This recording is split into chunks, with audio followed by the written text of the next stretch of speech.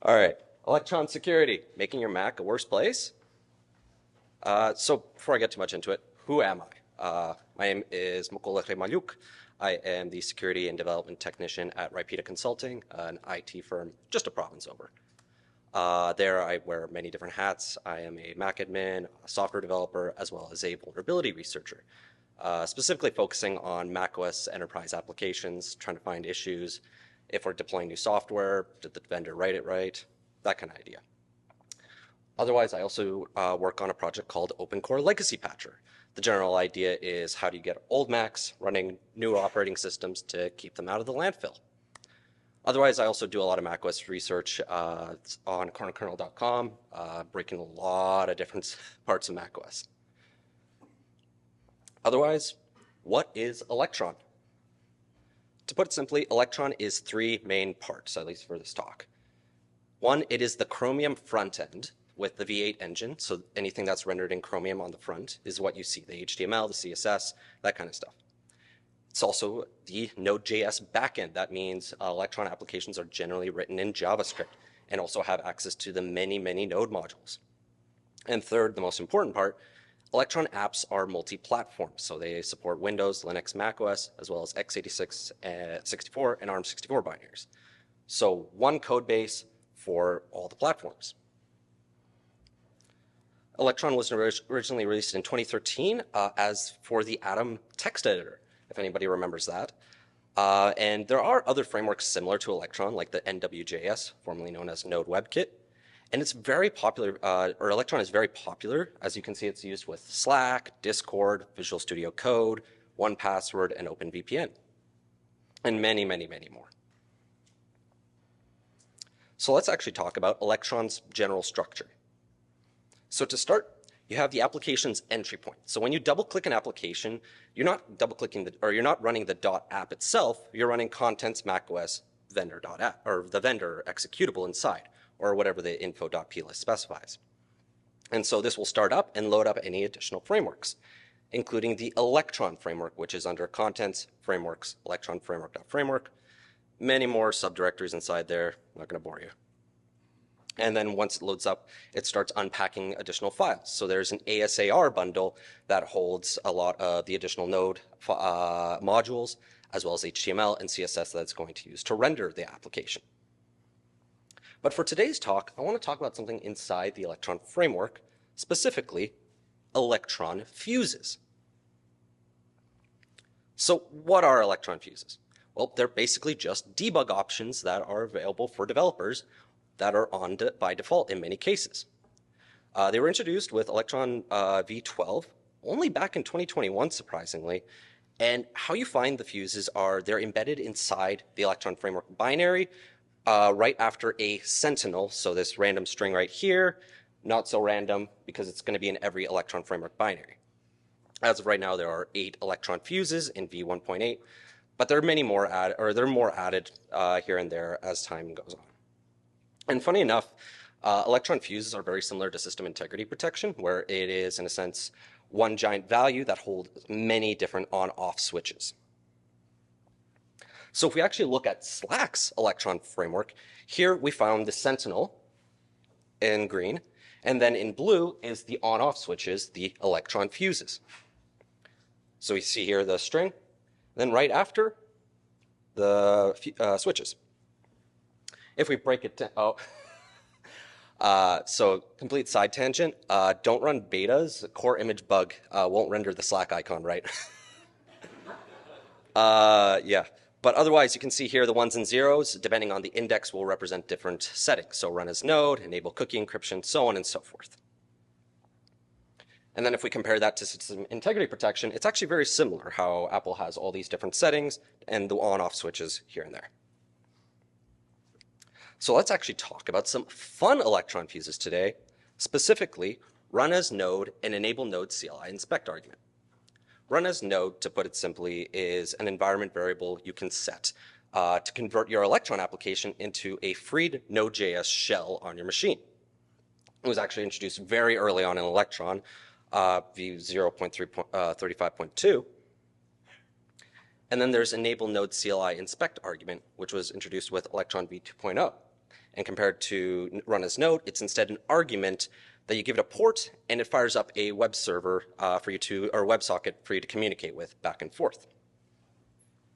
For run as node, it's as simple as run as node equals 1, and then you run your application, and just you can give it some free JavaScript. And an enable node CLI inspect argument is a little more complicated.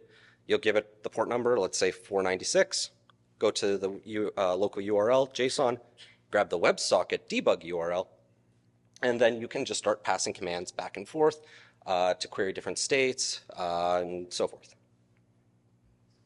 But what does this mean for us in a security context?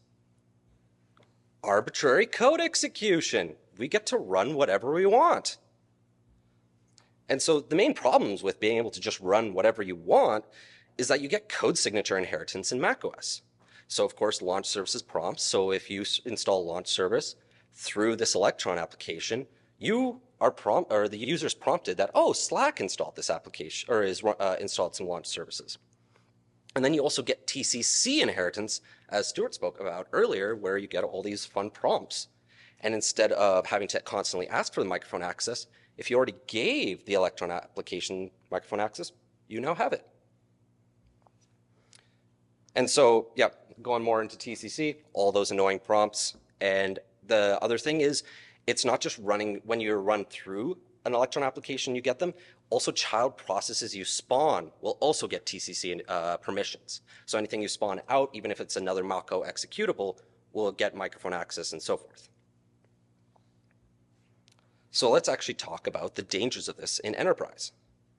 So of course, you have some malicious software that got onto a machine. And that more image bugs, don't run betas before presentation. But that's supposed to be Skype, Slack, and Discord. And then, of course, all those applications have certain permissions. So maybe they have input monitoring, screen recording permissions, and so on. And so that malware can run through those Electron applications and see, oh, hey, I see this one application has these debug options still on. Oh, I'll run through them and I don't have to prompt the user and I can just start recording the screen. Another one to keep in mind is instead with a malicious user. So of course you have maybe a machine that has only a standard user account and they have Electron applications.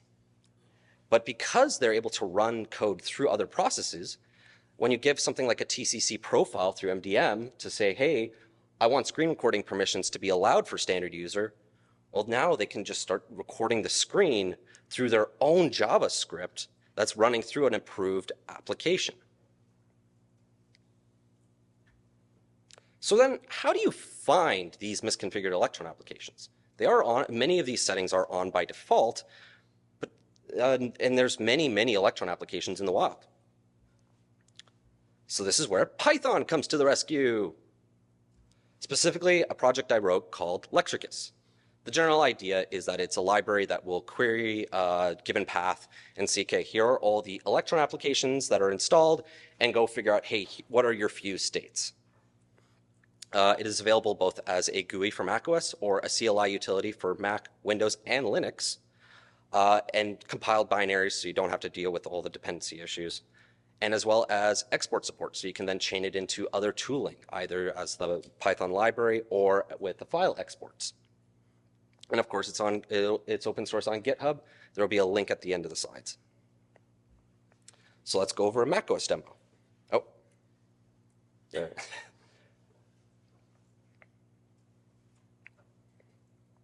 So we fire up Lectricus, and we have /applications that we're going to scan, and we scan. And here we have a whole bunch of Electron applications listed.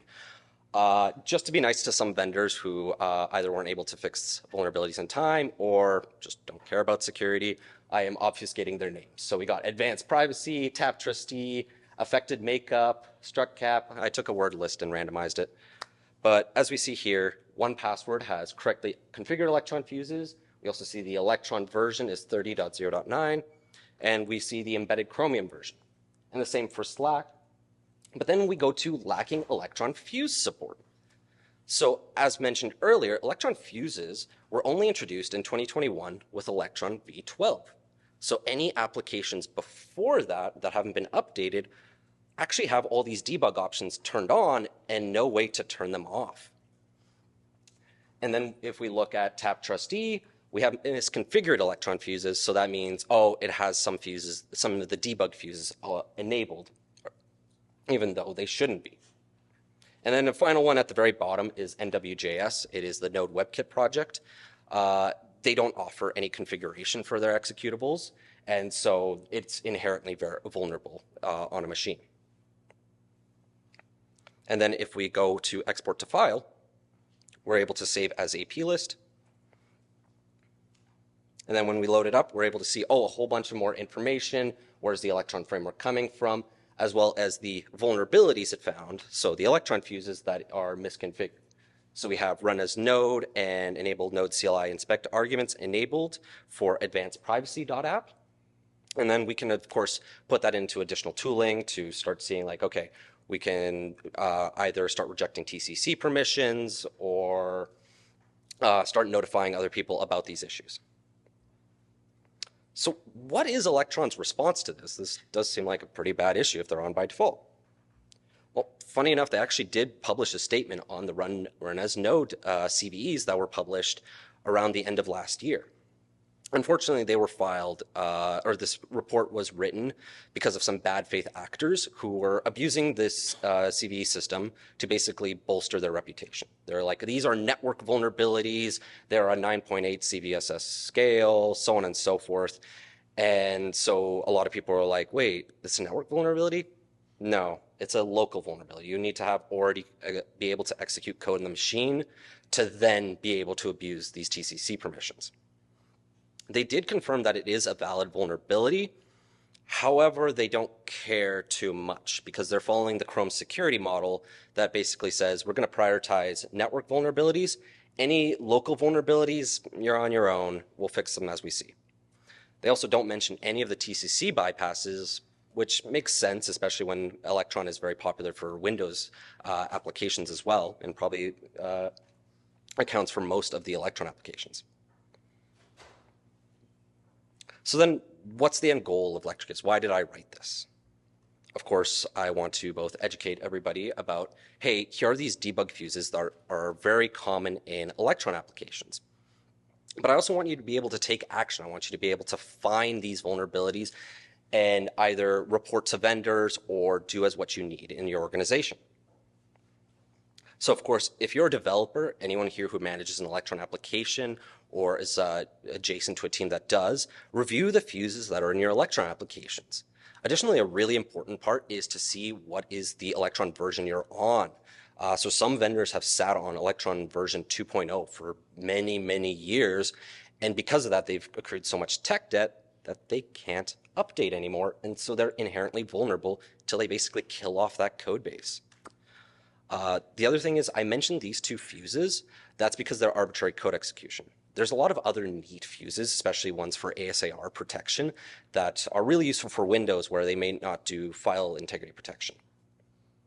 And then as users, well, you can find the vulnerabilities and report them to vendors. Like you see this, you say, hey, I don't feel comfortable with this software with these fuses because I know arbitrary code execution is possible.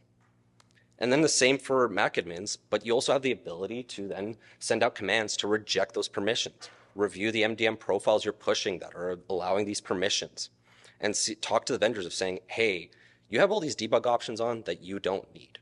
Do you really need them? Otherwise, thank you for listening to my rambles. I wanted to give two shout outs to Suneko's CV fund number up there. It's what started this whole project initially. I just saw, oh, you can do arbitrary code execution in Electron applications? Oh, let me check our VPN. Oh, our VPN's Electron. Oh, so that was how it started. And then as I was working on it, I found Regula's Electronizer project, which is a really cool, more red teaming focused project that's about exploiting, but I highly recommend you look at that. Otherwise, I have Electron's documentation for the fuses, as well as their statement on run as node CVs. And all the slides and Electricus's will be posted on my blog at chronokernel.com.